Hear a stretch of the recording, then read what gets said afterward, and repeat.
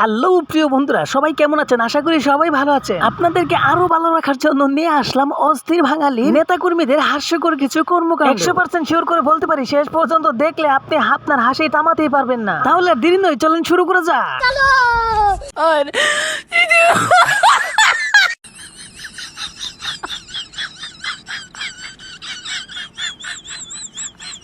হাসার কিছুই নাই, এই হলো আমাদের উন্নয়ন। হালকাটা উন্নয়ন চলতেছে ভাই। এত বড় হাল আমার মনে হয় বড় বিরাট বরিশালের লঞ্চ এই দিক দিয়ে দুই খেতে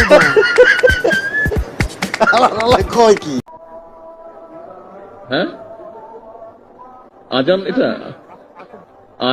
এটা मजा आया।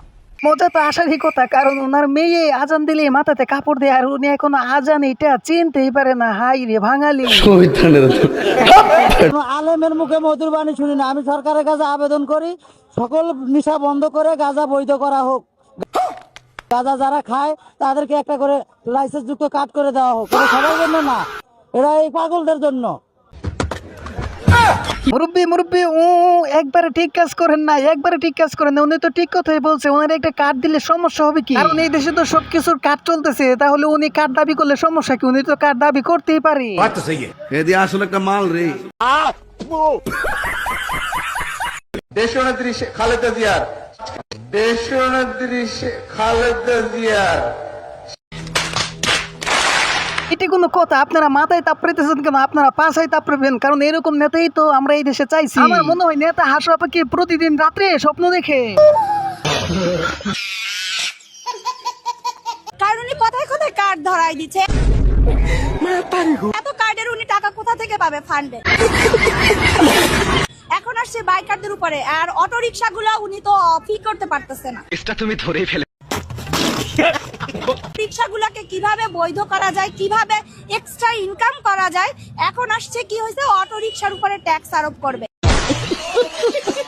এটাও একটা হলো গিয়ে ওনার এক্সট্রা ইনকামের যায়। এটা কোনো কথা? আমার নেতার এক ভিডিওতে এইভাবে দইয়ে দিছে। আসলে উনি কে? ওনার কি জীবিত থাকার কোনো চিন্তা নাই? উনি এটা কোনো কথা বলতেছে? আমার নেতা শুনলে তো অনেক পরিমাণ খুশি হবে না, মানে বলতে চাইছিলাম অনেক পরিমাণ রাগ করবে।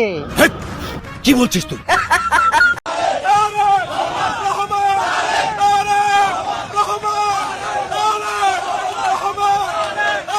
একটা তালি দেন তারেক রহমান বলার পরে। ও আচ্ছা, তাহলে আপনি বলছেন হাতের তালিতে দিতে হয়, না দিলে কি হবে? কারণ পাবলিক সারা জীবন হাতের তালি দিয়েই যাবে, ভালো না মন্দ ওইটা দেখার তাদের কোনো সময় না। এজন্য নেতা বলুক বা ঠিক বলুক, এইটা দেখার কোনো বিষয়ই না। শুধু হাতের তালি মাইরাই যাইতে হইব। বেহেশতবাসীরা তালি কম দিলে চলে। আসতেছি আসল কথায়।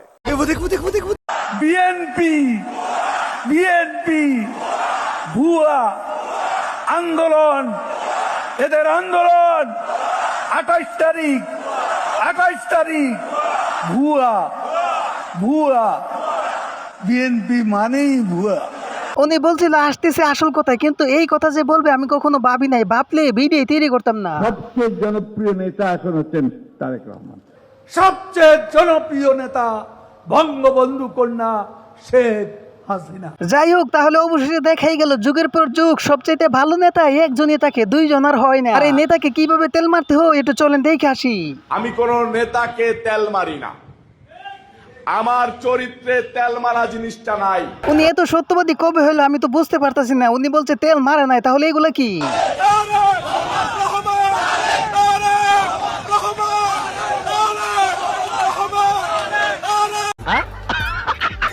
সব কথা তো বাদ দিলাম ভাই, এত তেল মারার পরও, এত স্যামসামি করার পরও যখন কাতারে যখন টাই না পায়, দেখেন তো কিভাবে ধাক্কায়া সরাই দিতেছে। বলেন তো ওনাদেরকে কে বলছে ছাগলের 3 নাম্বার বাচ্চার মতো লাফাইতে? 3 নাম্বার বাচ্চা তো দুধ পায় না, লাফাই কেন? আমি বলুম না, আমার শরম করে। সারা বাংলার ছাত্র সমাজের পক্ষ থেকে জননেত্রী শেখ হাসিনা আমাদের দাবি মেনে নেওয়ায় আমরা আজকে আপনাদের মধ্য থেকে জননেত্রী শেখ হাসিনাকে মাদার অফ এডুকেশন উপাধিতে ভূষিত করছি। আচ্ছা, তাহলে উনি সেই ব্যক্তি তেল মারতে মারতে আজকে এই পর্যন্ত আসা পড়ছে, আবার বলে কি আমরা তেল মারি না।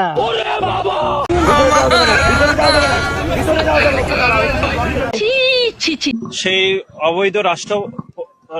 অবৈধ রাষ্ট্রের যিনি অবৈধ প্রধানমন্ত্রী ছিলেন। तू समझा? हाँ।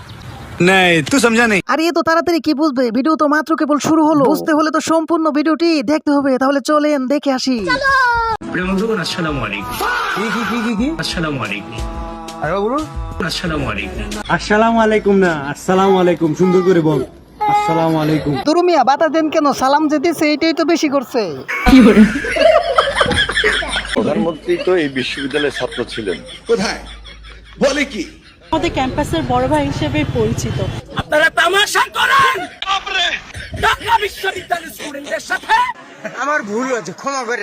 অবৈধ রাষ্ট্রের যিনি অবৈধ প্রধানমন্ত্রী ছিলেন, অবৈধ রাষ্ট্র না, না না, তো সরি বলার কিছু নাই। যেই দলের নেতা, বড় বড় নেতারাই ভুলভাল বলে, আর আপনি ভুল বললে সমস্যা কি? ভুল বলতেই থাকে। প্রাক্তন শিক্ষার্থী, কি বললা? আই তুমি কি বললা? এই বিশ্ববিদ্যালয়ের সাবেক ছাত্র, প্রধানমন্ত্রী হয়ে এই বিশ্ববিদ্যালয়ে এসেছেন।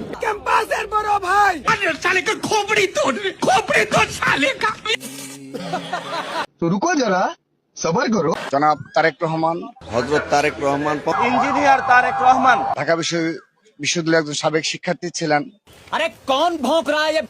না বড় ভাই না, ধমক দিবেন না। ধমক দেওয়ার আগে অবশ্যই আপনার কাছে কার্ড থাকতে হবে, তাহলে ধমক দিতে পারবেন, না হলে দেয়া অসম্ভব। নেতা আমাদের কার্ড বাবু হয়ে গেছে তো, তাই ওনার পরিচয়ের কোনো কমতি নাই, শুধু পরিচয় বাড়তি আছে।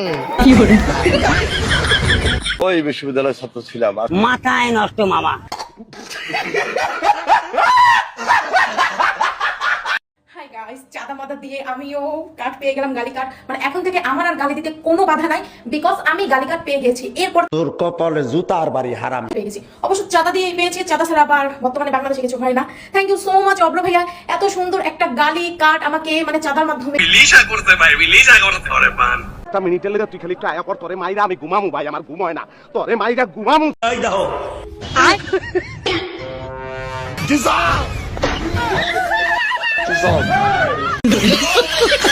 এটা কি হইলো? মোশাররফ ভাইয়ের ডায়লগ শুনে ভাবছিলাম উনি মনে হয় মোশাররফ ভাইকে মারতে আছে, কিন্তু না, দেখি তো উনাকে সরাই দিতেছে। মান সম্মান হারানোর পর দেখেন পরের দিন কি বয়ান দেয়।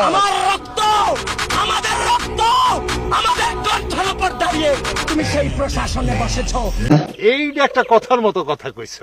তোমাকে তো কোনো দলের প্রতিনিধিত্ব করার জন্য বসানো হয় না।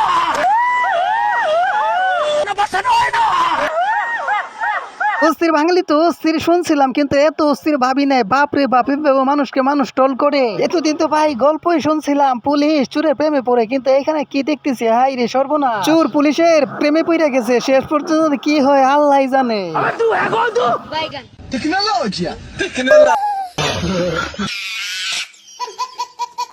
তবে বন্ধুরা আজকের জন্য এই পর্যন্তই, দেখা হবে আবার অন্য কোনো ভিডিওতে।